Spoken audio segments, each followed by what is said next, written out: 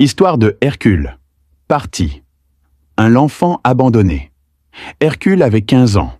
Un jeune garçon noir au visage doux, chocolat brillant comme la nuit après la pluie, les cheveux mous qui tombaient sur son front, et des yeux bleus qui frappaient tous ceux qui le regardaient. Un enfant spécial. Un enfant né pour briller. Mais un enfant à qui la vie avait tout arraché trop tôt. Ses parents étaient morts dans un accident de voiture alors qu'il n'avait que 7 ans. Son oncle Daniel l'avait pris avec lui. « Ne t'inquiète pas, Hercule. Tant que je respire, tu ne manqueras de rien. »« Merci, mon oncle.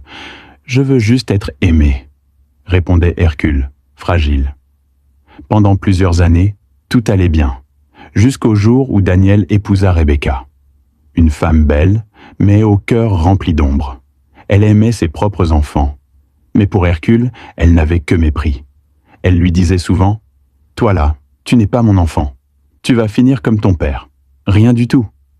Je veux juste vivre en paix, Tata. » Rebecca roulait les yeux. « Ne m'appelle pas Tata, je ne suis pas ta famille. » Et pourtant, Hercule ne se plaignait pas. Il étudiait bien. Il jouait au football comme un prodige. Il aidait les voisins, les commerçants, les enfants du quartier. Tous l'aimaient, sauf la femme qui vivait sous le même toit que lui. Un soir, elle inventa un premier mensonge. « Daniel, ton neveu a volé l'argent des courses. »« Maman, je n'ai rien volé. »« Je te jure. » Daniel secoua la tête. « Je connais Hercule. Cet enfant ne ment pas. » Rebecca serra les dents. Son plan n'avait pas fonctionné, mais elle n'avait pas dit son dernier mot. Le jour du malheur. Un après-midi, Rebecca repassait dans la chambre. Un cri déchira la maison. « Ah! Au secours! Aidez-moi » Les voisins arrivèrent en courant. Rebecca était au sol, le fer brûlant à côté d'elle, la peau arrachée sur son bras. Elle pointa son doigt tremblant vers Hercule. « C'est lui! Hercule! Il a pris le fer pour me brûler! Il veut me tuer !» Hercule, choqué, recula. « Quoi? Moi? Mais je n'ai pas touché au fer.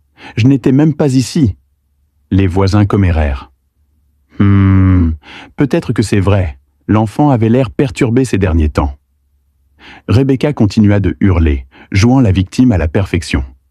À l'hôpital, elle répéta son mensonge devant Daniel. « Je te dis la vérité, Daniel. Cet enfant est mauvais. Il me manque de respect. Il vole et aujourd'hui, il a essayé de me tuer. Soit tu le mets dehors, soit je prends mes enfants et je retourne chez mes parents. » Daniel, bouleversé, céda. Il rentra à la maison.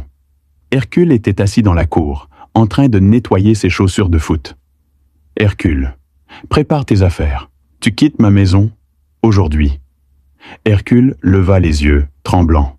« Mon oncle, qu'est-ce que j'ai fait? Pourquoi tu me chasses? Tu as brûlé ma femme. Tu as voulu la tuer. » « Mais c'est faux, je te jure que c'est faux. » Daniel hurla. « Elle ne peut pas se brûler elle-même. Tu crois que je suis stupide? Sors de chez moi. Je ne suis plus ton oncle. Tu n'existes plus pour moi. » Ces mots brisèrent le cœur d'Hercule. Il tomba à genoux, en larmes. Puis il prit un vieux sac, mit 2 vêtements dedans et sortit de la villa. Sous la pluie. Dans la rue. Il marcha jusqu'à une vieille maison abandonnée. C'est là qu'il vécut. Le soir, il pleurait en silence. « Papa, maman, pourquoi vous êtes partis? Pourquoi je suis seul ?» Le matin, il allait au marché, portant des marchandises pour quelques pièces. Il utilisait cet argent pour manger et pour payer ses cours de football, son seul rêve, sa seule lumière. Mais quelque chose changea. Il devint sale, fatigué. Ses yeux bleus n'avaient plus d'éclat. Son entraîneur, coach Marius, remarqua son changement. Après un entraînement, il s'approcha. « Hercule, viens ici, parle-moi. Qu'est-ce qui se passe ?» Hercule baissa les yeux. « Je n'ai plus de maison. Mon oncle m'a chassé. Je dors dans une ruine. Je porte des charges au marché pour manger. » Coach Marius sentit ses yeux s'humidifier. Le soir, il raconta à sa femme. Elle aussi eut le cœur brisé. On ne peut pas laisser cet enfant dans la rue. Marius, adoptons-le. Et ainsi, Hercule trouva une vraie famille. Partie 2 à suivre.